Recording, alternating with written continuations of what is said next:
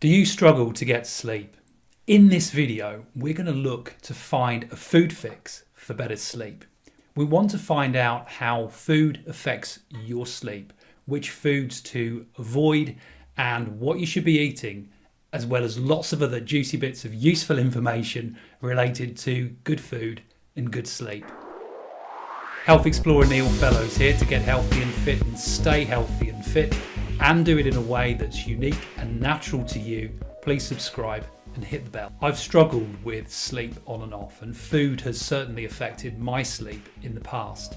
Wrong foods have kept me awake at night. Too much food has kept me awake at night. No food has kept me awake at night. Honestly, at times I felt like I just couldn't win. That's why I wanted to find a food fix for better sleep. Sleep is really important for the body in so many ways, and if you're not sleeping right now, please don't give up. Today, I'm going to be talking to award-winning nutritionist Trish Tucker. So Trish, today we want to talk about a food fix for better sleep. Let's start off with the obvious question. Can food really affect your sleep? Massively. Absolutely. And I've seen it in clinic, and I see it in the gut healing program that, when you change how you eat and you change what you eat, then slowly but surely you have that effect on the circadian rhythm. And you've got to think about sleep as being a 24-hour cycle. It's not just that time when you're asleep, because the hormones that are needed for sleep, serotonin, melatonin, they're interrupted by blood sugars, insulin, the thyroid, cortisol. So when we think about sleep as a 24-hour cycle and we change what we eat, then we can have this big effect on that cycle. Amazing. So if we want to sleep better, what kind of foods should we avoid eating? Okay, so listeners, look, if you've been struggling with sleep for years and you regularly eat a lot of carbohydrates, so a lot of refined sugars, pasta, cakes, pastries, biscuits, and if you have caffeine is an obvious one, but caffeine plays a lot of, it really has an impact on the blood sugars. If you have alcohol, that is going to impact the blood sugar. Yeah. And if you have fizzy drinks, all of these things play havoc with blood sugar. Now, pardon me, when you're waking up at 3 o'clock in the morning, that's a good indication that your blood sugar is out of balance. So if you're starting your day with something carbohydrate and sugar processed, like classic is cereal, has a lot of sugar in it, it's a processed carbohydrate. Then you're going on to lunch and you're having a sandwich, and then maybe a coffee and maybe a bit of cake in the afternoon, or when you have that dip of energy between 3 and 5 and you go for the biscuits or the cakes. Again, blood sugar, up and down, up and down. And then you have dinner, and then maybe you think, oh, I might have some pudding, and then I'll have a glass of wine, and, and on it goes. And what happens in the middle of the night, if you're waking up regularly, you have this change in blood sugar. So if you are regularly consuming high carbohydrate diet, high sugar diet, high refined, beige foods, pastas, biscuits, cakes, that sort of thing, wheats and grains, and you're throwing in alcohol, then all of those will interrupt the blood sugar, which will interrupt that 24-hour sleep cycle. Okay. So what kind of foods then should we eat? Okay. So I've got a bit of a list. Cool. Protein and fat is very important. Now, there is an amazing ingredients in protein that are the precursors, which means they help you produce those natural hormones that are important for sleep. So we need protein and we need good fats early in the day. So for example, if you started your breakfast with fat and protein, like good healthy fats, some oily fish, some coconut, a chia pudding, a nice healthy smoothie with some hemp seeds. It doesn't have to you don't have to think bacon and eggs, although that's, that can be a good source of protein. But if you started your day with a poached egg and avocado, you've got good fat, good protein, then that sets that circadian rhythm in motion for all the precursors to serotonin and melatonin later in the day, because you need those proteins in order to produce those hormones. Yeah. Fat and protein also helps with that, keeps cortisol level. All right. So you want cortisol to keep you awake when you're meant to be awake and keep you energized when you're meant to be energized. But you don't want cortisol going on in the middle of the night. And there's a delicate link between insulin and cortisol. Okay. And managing those cortisol levels so you've got them nice and even during the day, keeping you awake and energized throughout the whole day, not having that dip between 3 and 5 in the afternoon where you just want to go and have a long sleep, but then tapering off in the evening. And then you have this serotonin and melatonin coming in to make you feel sleepy and help you have a good night's sleep. So some of the foods that are really good for that, for example, maintaining a healthy blood sugar, cinnamon is great. So you could have half a teaspoon of cinnamon in a smoothie in the morning. Very good for maintaining blood sugars. Very good for that 24-hour cycle. Definitely don't skip meals, because, having 3 good meals a day can help manage the blood sugars. Of course, if you're exercising as well, is very important. But you're looking for foods that are high in magnesium, and cinnamon, very, very good. So some of those foods, like, for example, chamomile, great natural sleep inducer, mild tranquilizer, very good for initiating sleep. So Roman chamomile, very good, or chamomile tea, very good in the evening to help you unwind and relax.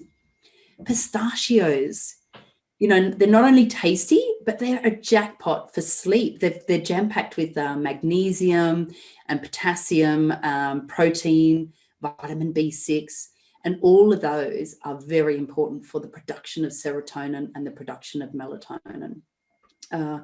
And, having those, a small handful of pistachios after your evening meal, not too late, with a warm glass of golden turmeric milk, I'll tell you that recipe in a minute because it's divine, can really help with sleep issues. Now, kiwi fruits, which we do get here in the summertime, they actually contain serotonin, and that's the brain chemical that helps regulate sleep. So having a kiwi fruit a day is high in vitamin C and that carotenoid, so that can also reduce inflammation, and inflammation can impact the sleep. So having a kiwi fruit a day could help. Cherries and tart cherry juice, again, they contain high levels of melatonin, and they help with that internal clock, and they send signals to the body to help you get ready for sleep. So, thinking about a tart cherry juice with your evening meal instead of the red wine could be beneficial. Really, bananas are a powerhouse of magnesium and potassium. Having a sugar-free banana smoothie after your evening meal instead of cake and custard or ice cream and chocolate or something could be very good for you. They're very, they really help with the potassium. And like Peter Rabbit, do you remember the story with lettuce being really soporific for Peter Rabbit? Yeah. Lettuce, having your leafy greens in your evening meal, very good.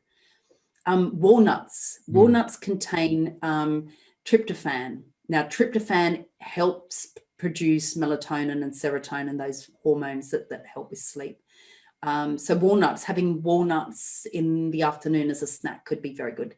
Pumpkin seeds as well. Did you know, like, a handful of pumpkin seeds can contain 649 milligrams of magnesium? So that can help restore that natural rhythm. And it's also, they're very good for the GABA, which is a neurotransmitter that helps with sleep. Certainly magnesium deficiencies are very common amongst those that are insomnia. So there's a list of a few of my favorite foods to help with sleep. Yeah, nice. Thank you, Trish. I mean, I really appreciate that. I mean, I'm taking away kiwis, walnuts, and bananas from that list of things that you mentioned. I always think as well with banana, I think sometimes people forget how adaptable bananas can actually be, because one of the things that we do is we would actually sometimes just use banana like an ice cream. We would blitz it up earlier on during the day, pop it into the freezer, And then, when we want to eat something later on that's a little bit sweet, got that kind of ice creamy kind of feel to it, we would kind of eat that and maybe put that on top of some other fruit or something like that. So that's one of the things I love to do with bananas. But just in case anyone's interested in taking Trish up on obviously using bananas, that's just one of the ways that I do it. So I'm talking with Trish Tucker. Trish is an award-winning nutritionist. We're talking about food fix for better sleep. If you're enjoying the content Trish is sharing with us here, please do give us a thumbs up, because it really does help the channel. Trish, you mentioned a little bit about optimal times for certain types of food as we were talking there, but I wanted to ask you, is there anything else that you wanted to add to that? Yeah, look, I do find a lot of good results when, especially when we get over the age of 40 and our metabolism slows down and, we're feeling tired. And I do empathize with anyone who has major sleep deprivation, because I did have sleep deprivation at the age of 41 with the birth of my second son. And for 3 years, he was very uncomfortable. He had a twist in his spine, and he didn't sleep really well. And of course, during that time, it was so debilitating. And all I could think about was toast and chocolate and anything to get me through as that quick fix for energy. But of course, that was causing all sorts of problems. So if you get up in the middle of the night and you have something to eat, not ideal, because you're playing havoc with those blood sugars. That has an effect on the thyroid, that has an effect on the cortisol levels, and that has an effect on those hormones that are important for sleep. We do have great success if we reduce our eating time. So if we eat between 10 and 7, so 10 a.m. in the morning, 7 p.m. at night, and then we fast for the rest of that time, what happens is that the glycogen that's stored in the liver converts back to glucose during the night to help us maintain healthy blood sugar during the night time. And so what happens there is that you're more likely to have balanced blood sugars and not be woken up by a dip in the blood sugar at 3 a.m. is the classic time, especially if you drink, especially if you have late night snacks, chocolates, things like that. Then that's the first time when the blood sugar really dips back down and you wake up. The liver wakes you up, and the liver shouldn't be doing that sort of thing at that time. The liver needs that time to rest and repair and rejuvenate. So if we reduce our eating window to between 10 a.m. and 6 or 7 p.m. at night, and then allow that fasting time to happen when you're asleep, then you're more likely to have balanced blood sugars and you're more likely to stay asleep. So that's worth trying. Yeah, isn't it fascinating how the body works? I'm always amazed when I speak to someone like yourself about the kind of the internal workings and the patterns of the body and what it needs. It's a real piece of machinery, isn't it? Trish, what I wanted to ask you is, what does it mean if we wake up hungry at night? You've talked about a couple of little pieces, I think, as we've gone along here, but is there more you can tell us on that? Yeah, look, I think the wake up between 1 and 3 a.m., that is the liver, and that is the liver's being, too active at that time, and it's trying to metabolize things that it may find difficult to digest, like sugars and alcohol particularly. And if you're a regular drinker, you will know that feeling of waking up at between 1 and 3 a.m. with a bit of a panic and a dry mouth, that sort of thing. That's telling you that the liver needs support. And look, if you decided to cut out the carbohydrates or reduce the carbohydrates, reduce the amount of sugar, reduce the caffeine, reduce the booze, and then you were still finding that after a few weeks you were still waking up at that time, I would be particularly looking at getting hormones checked, finding out, have you got cortisol kicking off in the middle of the night because of stress or, again, poor blood sugars? Have you got a problem with the thyroid? Because the thyroid will play a big role in, of course, body temperature, but also metabolism and blood sugar. Are you potentially pre-diabetic? What's going on with the insulin response? And then I would also consider, parasites, because parasites, if they're active in the intestinal tract or if they're active in the liver or the organs, they can be causing you to wake up and you can be feeling hungry but it's not you that's feeling hungry. It's these things that are living inside you that are robbing your nutrients that are waking you up. So it could be any number of things. And I think further investigation through stool tests, blood tests, thyroid check, hormone tests are very worthwhile to tell you exactly what's going on. Yeah, it's fascinating. I've over the years I've suffered from some sort of bad sleep, and it can really relate to some of the things you're saying in terms of like different. I've woken up at different times of nights over the years as well. Sometimes it's been around midnight, sometimes it's been around 2, sometimes it's 3, sometimes it's 4. And I've always wondered, is there a meaning behind that? So it's actually wonderful to have that explained by yourself. So if people are waking up at consistent times, do take Trish's advice and consider why that might be happening and look into that. Trish, I know that you have a program where you're helping people with their sleep. Tell us, do you have a case study that you could share with us of somebody who you've helped with improve their sleep?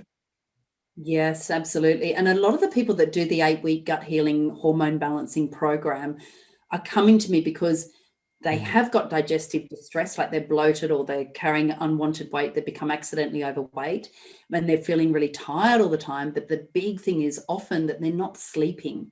And so when we change the diet, when we look at removing the inflammatory foods, removing gluten, particularly for a lot of people, dairy for some people, and then we remove the lifestyle contributing factors, particularly alcohol and caffeine, and when we start to balance the blood sugar, we start to see a big change. So I had a lady in the most recent 8-week program where she came to me and she was insomniac for years, really for a good couple of decades. She said, I don't sleep.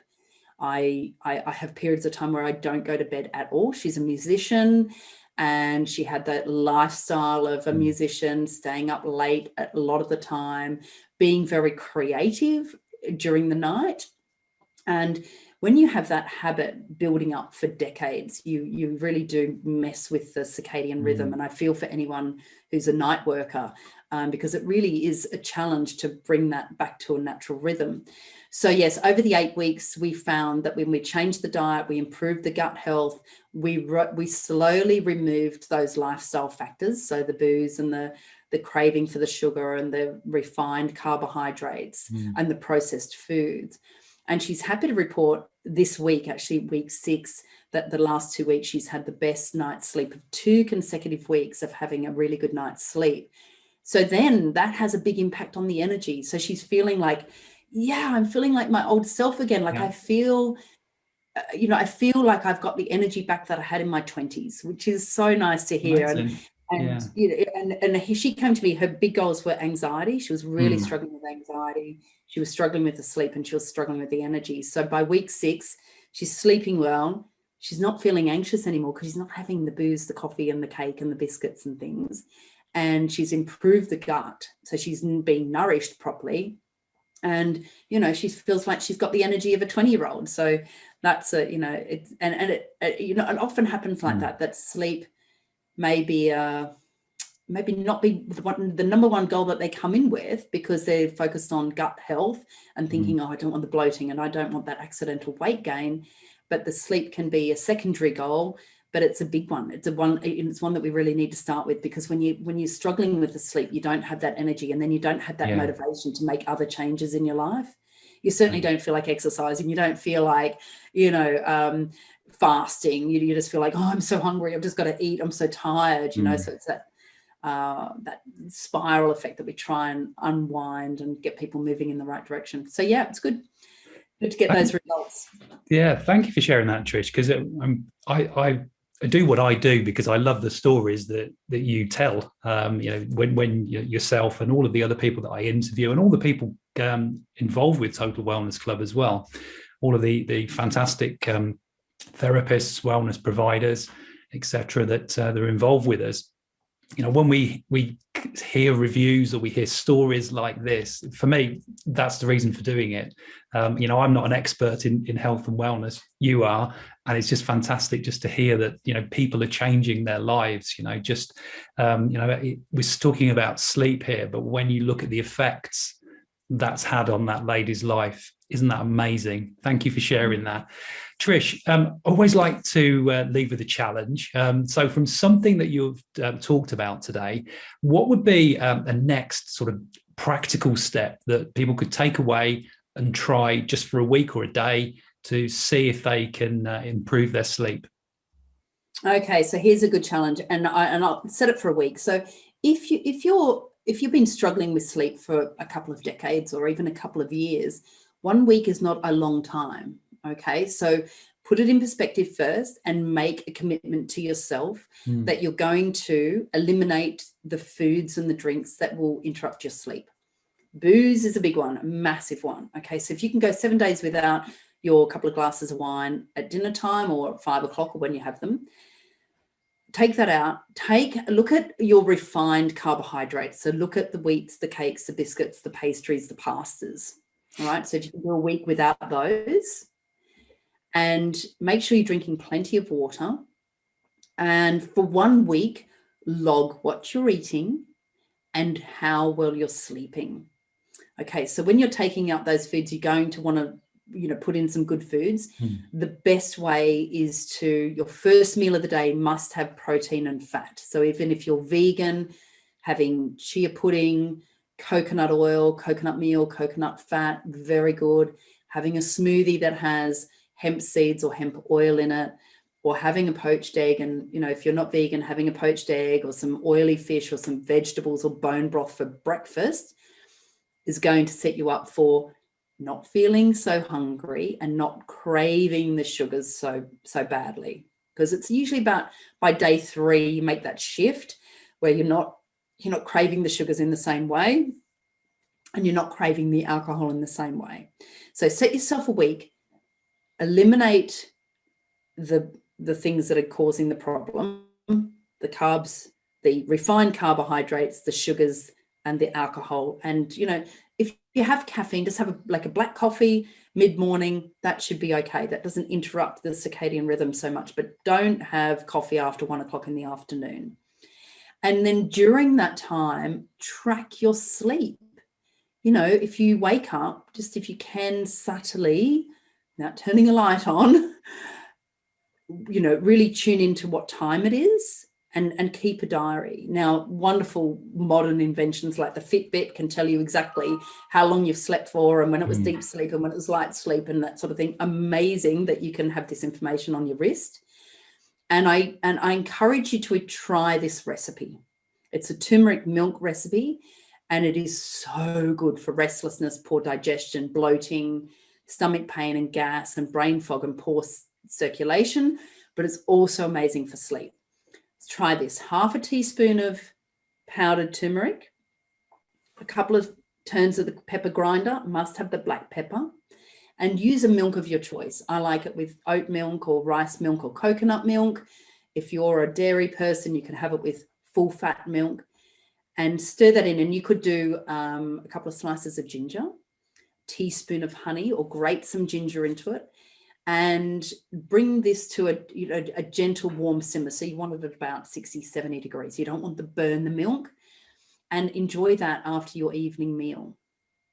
And, if you're looking at that eating window between 10 and 7, and have your turmeric milk after that and see the difference. See if you notice any difference in a week. Nice. Because I guarantee you will have a subtle shift in your blood sugars. You'll have a subtle shift in that ability to produce serotonin and melatonin. And you'll have this shift in that 24-hour sleep cycle. And you may well find that you're not waking up at 3 o'clock in the morning. You may well find that you're waking up more energized, less brain fog. And then that may set you on a path of okay, I'm going to do this now for 30 days. See how you go. Because there's magic in that, the 30-day period, the 42-day period. When you tend to break those habits, then you start to feel that new feeling of energy and that new feeling of that's what it feels like to sleep all night long and wake up energized and brighter. Yeah. And then you've got motivation to make further changes. But yeah, start with 1 week and let us know how you go. Yeah, Trish, that's amazing. Thank you very much for your time today. Always fascinating to share some time with you. Each week, I ask experts to leave us with a challenge. It's just an idea. It's something that we can try.